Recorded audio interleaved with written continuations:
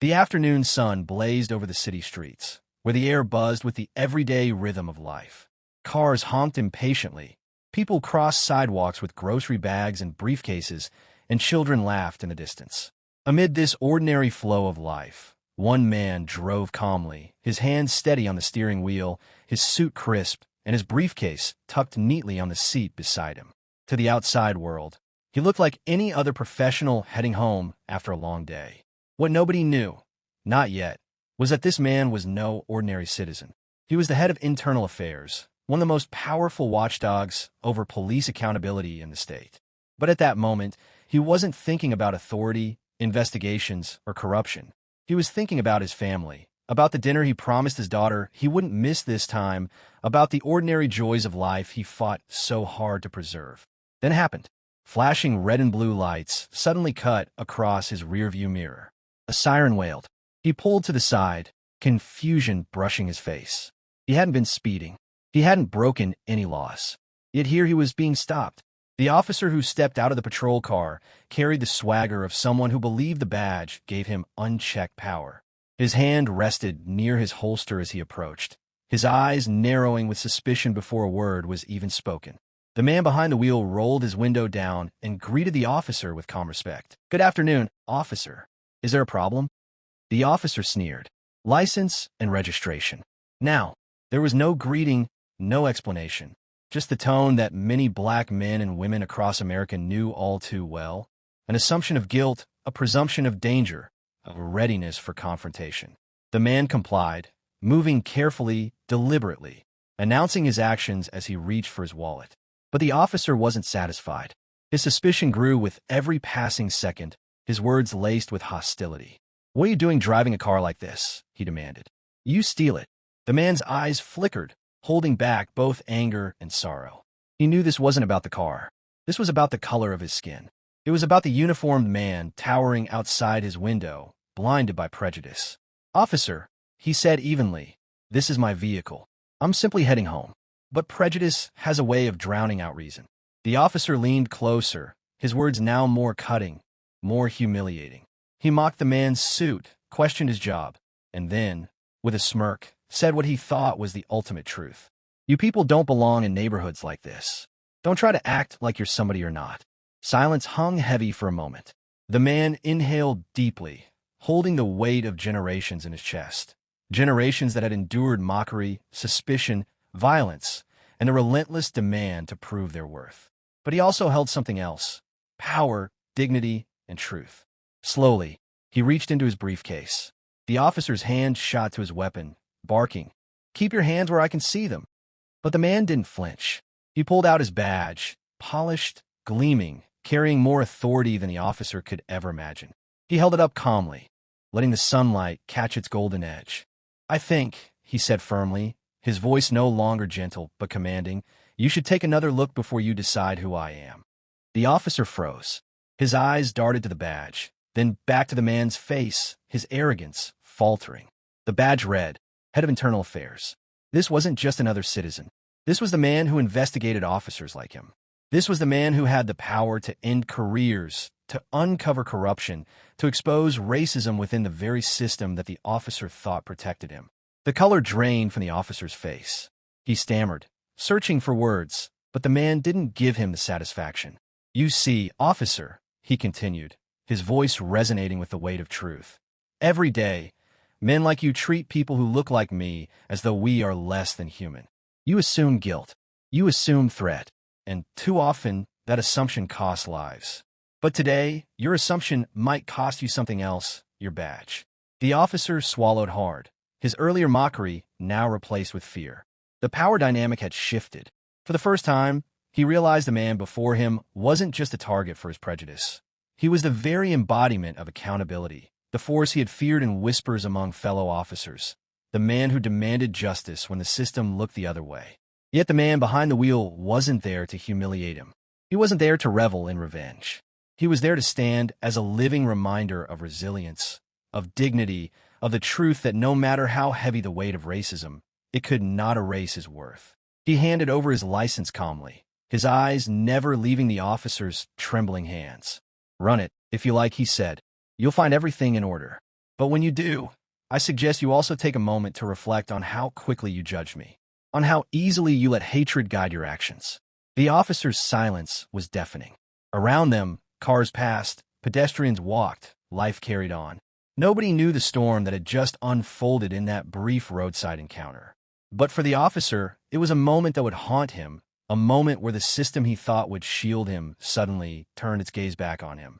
And for the man, the head of internal affairs, it was another day in a long, painful fight. A fight not just for himself, but for every black man, woman, and child who had ever been stopped, mocked, or endangered simply for existing. The silence between them stretched like a wire pulled too tight, ready to snap. The officer's hands trembled as he held the license, his earlier swagger now stripped away like a mask torn from a face. The man in the driver's seat did not blink, did not shift, did not flinch. His calm presence became a mirror, forcing the officer to confront himself. And in that reflection, the officer saw something he had long buried. Fear, not of danger, but of truth. Around them, the world moved, oblivious. But inside that moment, time slowed. The officer cleared his throat, his voice barely steady. "Sir, I didn't realize." The man cut him off, his words sharp, precise like a blade. "You didn't realize because you didn't care to realize. You saw my skin before you saw my humanity. And that, officer, is the disease rotting the very badge you wear." The officer shifted uncomfortably, sweat beading on his forehead despite the daylight breeze. He opened his mouth again, but this time a man leaned forward, his voice dropping into something that carried not just authority, but history. Decades of pain, centuries of injustice carried in every syllable. "How many times have you pulled over a man who looked like me and assumed guilt? How many times have you let your prejudice guide your trigger finger, your pen in a report, your smirk in a courtroom? Tell me, officer, how many?" The officer stuttered, unable to form words, because deep down, he knew the answer wasn't one he could speak aloud. He had seen it, done it, ignored it. He had laughed with fellow officers who called stops like these routine. He had stood silent when others went too far. And silence, he realized now, was just another form of violence. The man's badge gleamed again in the sun, a stark reminder of where true power lay. But what came next was what truly shattered the officer's composure. The man reached for a small recorder from his briefcase, pressed a button, and set it on the dashboard. A faint red light blinked. Every word was now being captured. Every pause, every breath.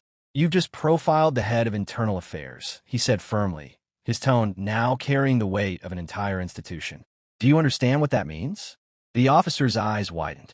His career, his reputation, his very identity as an officer hung in the balance. And for the first time in his life, he realized what it felt like to be powerless. But the man wasn't finished. "You think this is about me humiliating you? No, this is about the truth being exposed. This recording, this moment, it doesn't just belong to us. It belongs to every black man and woman who's been stopped, harassed, or killed because people like you thought their lives were worth less. This moment belongs to them." The officer's breath hitched. His mind raced, searching for an escape, a lifeline, but there was none. He had walked into this moment with arrogance. Now he stood in it stripped bare. The man leaned back, his voice quiet now, but carrying the power of thunder. "Here's what's going to happen. You're going to walk back to your car. You're going to remember this day every time you put on that badge. And you're going to pray that when the report lands on your desk, because it will, you still have a career left to cling to. Do you understand me?" The officer nodded shakily, but the man's eyes hardened. "Say it out loud." "Yes, I understand," the officer whispered, his voice cracking. "Louder." "Yes, sir, I understand." And just like that, the illusion of power the officer had carried shattered.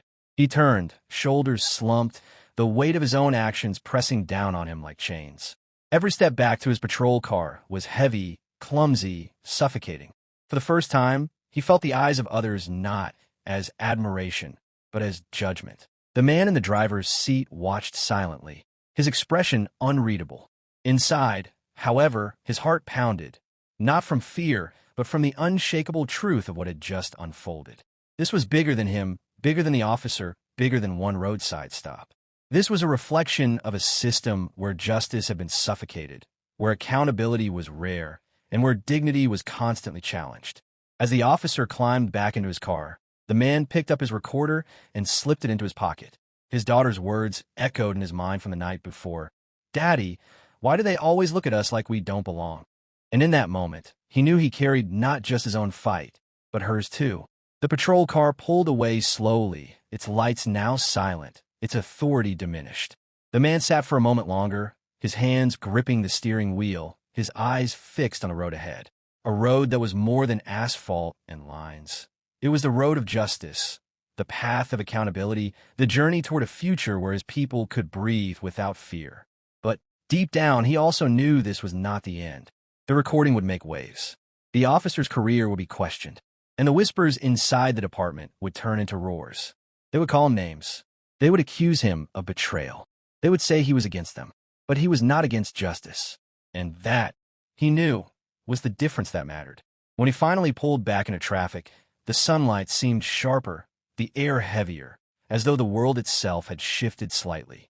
He glanced at the rearview mirror, not for police lights this time, but to remind himself of what lay behind: fear, arrogance, prejudice. Then he looked ahead, toward the horizon, where hope shimmered faintly but stubbornly. His phone buzzed. A message from his daughter lit up the screen. "Are you on your way home, Daddy? Dinner's waiting." He smiled faintly, a tear tracing his cheek. "Yes, baby," he whispered. "I'm on my way." Because sometimes the most powerful victories weren't in courtrooms or headlines. Sometimes they were in moments like these, where truth pierced through lies, where dignity refused to bow, where justice, if only for a moment, stood taller than hate. And for every black man and woman who had been silenced, profiled, or killed, this story was not just his. It was theirs. It was the story of a people who had been stopped too many times but never stopped fighting. Don't just watch, stand with us. Subscribe to Black Unity.